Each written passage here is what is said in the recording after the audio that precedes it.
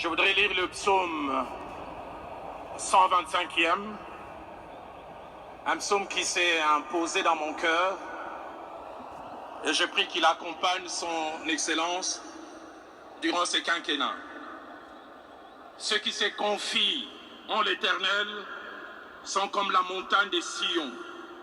Elle ne chancelle point. Elle est affermie pour toujours.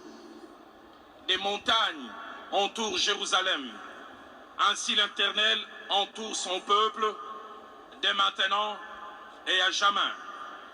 Car le sceptre de la méchanceté ne restera pas sur le lot des justes, afin que les justes n'étendent pas les mains vers l'iniquité.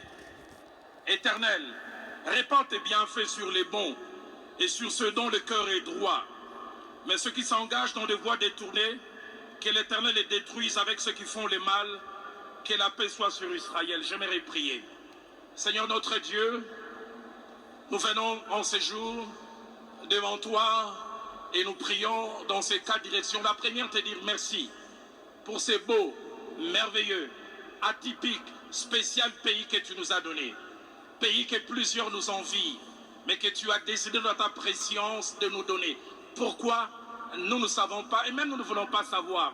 Ce que nous voulons savoir, c'est que Proverbe 16, au verset 4, dit, tu as tout fait pour un but. Et nous croyons que tu nous as donné ce pays pour un but, avec sa superficie, avec son sol, son sous-sol, avec sa flore, avec sa faune, avec le merveilleux peuple que nous sommes. La deuxième prière que j'ai faite, c'est de te bénir pour la cérémonie d'aujourd'hui, qui est à la fois un aboutissement, mais aussi un début. Aboutissement d'un processus qui a été laborieux, mais processus au cours duquel tu nous as soutenus. Comment ne pas te dire merci? Mais aussi début d'une ère que nous croyons meilleure.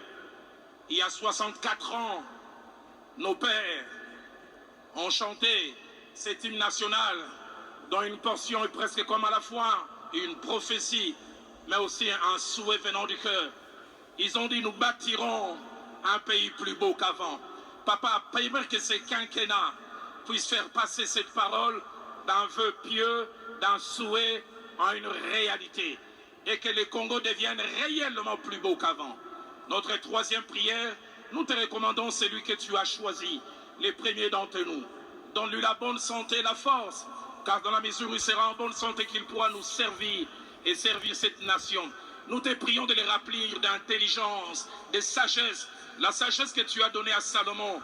1 Roi chapitre 3, versets 7 à 9, nous nous montre qu'il a demandé la sagesse, non pas pour lui, mais pour juger, pour avoir la perspicacité, pour avoir le jugement qu'il faut, afin d'élever les bonnes options. Seigneur, ton serviteur, au-delà de sa bonne volonté, a besoin de toi, que tu puisses l'aider. Et ma quatrième prière, Seigneur, aide-la à choisir des hommes et des femmes qu'il faut. Des hommes et des femmes qui l'aideront, afin que la vie du peuple moyen, du citoyen moyen, devienne meilleure. Seigneur, s'il te plaît, des hommes et des femmes de qualité, des hommes et des femmes de valeur. Seigneur, nous sommes fatigués de voleurs. Nous sommes fatigués de ceux qui s'enrichissent. Nous sommes fatigués de ceux qui ne voient que leurs intérêts. Donnons-nous des hommes et des femmes qui peuvent s'oublier et qui peuvent penser au bonheur du Congolais à Kasumbalesa, au bonheur du Congolais à Bolobo, au bonheur du plus démuni. Alors, nous te prions que tu exauces ces prières. Attendre 5 ans, mais en ce jour, ma foi est tellement grande que j'anticipe. J'ai dit gloire, grâce. Nous terminerons ce quinquennat dans 5 ans, dans la louange et dans l'adoration. C'est dans les précieux, beaux, merveilleux, dignes noms des louanges, le seul nom de Jésus-Christ que j'ai ainsi prié. Amen.